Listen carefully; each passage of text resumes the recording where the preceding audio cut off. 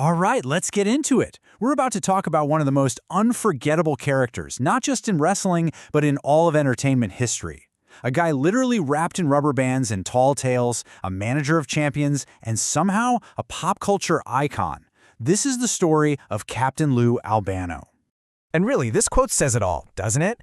It perfectly captures that outrageous, self-aware confidence he had. This larger-than-life idea of himself was the fuel for a career that was, well, just as chaotic as it was brilliant.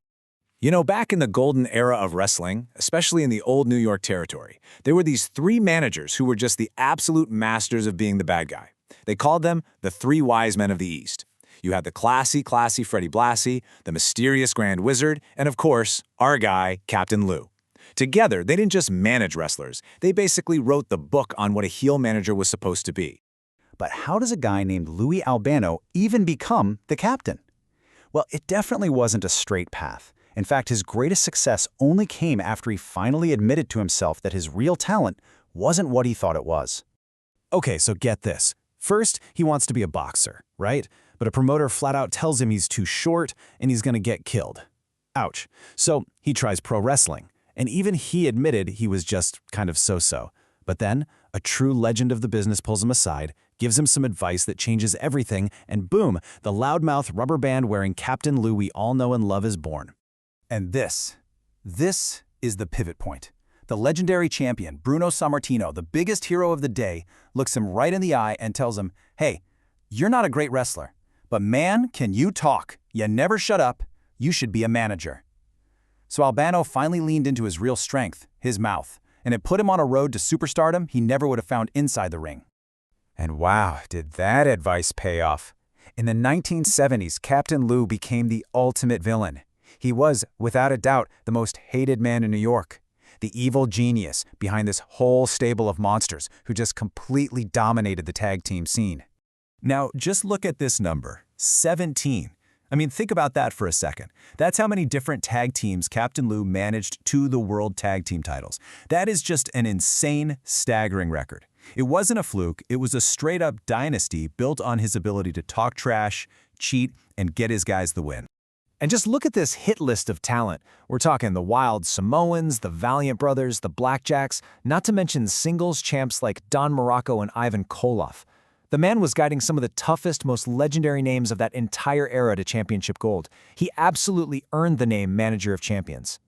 But if you really want to understand the kind of pure, raw hatred Captain Lou could generate, we have to go back to one specific night, January 18th, 1971.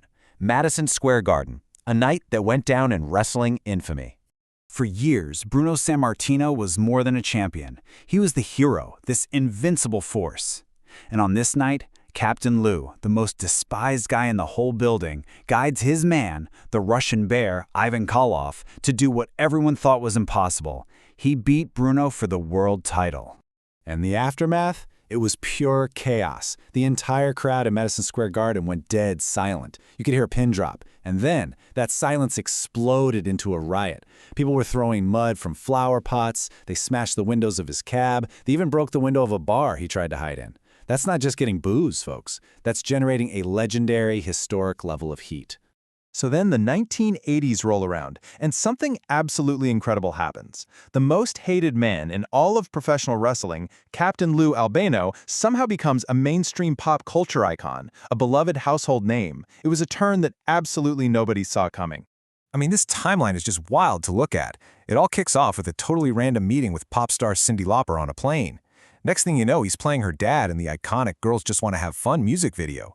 That leads to this famous argument on Roddy Piper's talk show, which literally ignites the entire rock and wrestling connection, bringing wrestling to MTV.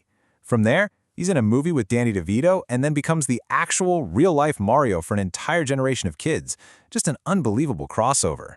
What's really fascinating, though, is how Albano's career perfectly spanned this massive shift in the wrestling business itself, and you can see it right in his own words about the two promoters he worked for. He called Vince McMahon Sr. a wonderful individual who kept paying him even when he was hurt, but Vince Jr.? He called him an aggressive businessman, somebody a little too aggressive for his taste, which is why he ended up leaving to go act. It's a perfect snapshot of how the entire industry was changing. Of course, the character you saw on screen was only half the story. The backstage tales about Captain Lou are the stuff of pure legend. They paint this picture of an era that was every bit as wild behind the curtain as it was in the ring. I mean, just listen to this story from another wrestler, Ken Patera. He said that before a TV taping, Albano chugged an entire 32-ounce mason jar of 120-proof moonshine. A little later, he's yelling at the promoter. He turns around, slips, and just smashes his face right on the concrete floor, blood everywhere. These stories are they're completely nuts, and they show a level of chaos that is almost impossible to imagine today. And the pranks, the backstage ribs, were just as out of control. We're talking about Freddie Blassie feeding another wrestler's dog laxatives, one of his own tag teams, the Moondogs, peeing on his leg as a joke, and some of the midget wrestlers rigging a remote-control truck with M80s and blowing it up in another guy's bathroom stall. It was truly the Wild West back then. So you gotta ask yourself, right? How much of this stuff is real? And how much is just wrestling stories getting bigger and bigger over the years?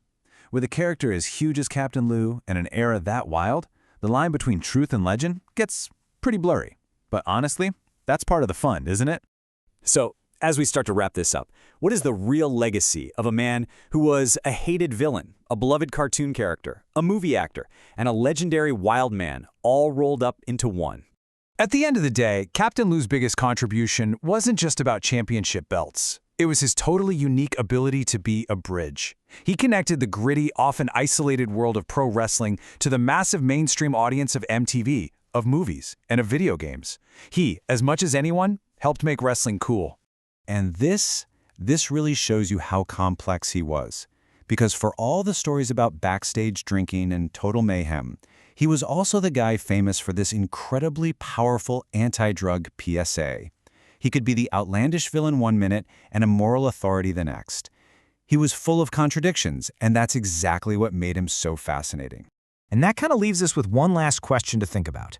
Was he one of the key architects of the sports entertainment we see today, the guy who helped fuse wrestling with pop culture? Or was he simply its most unique, most colorful, and most unforgettable character? You know, maybe the real answer is he had to be both.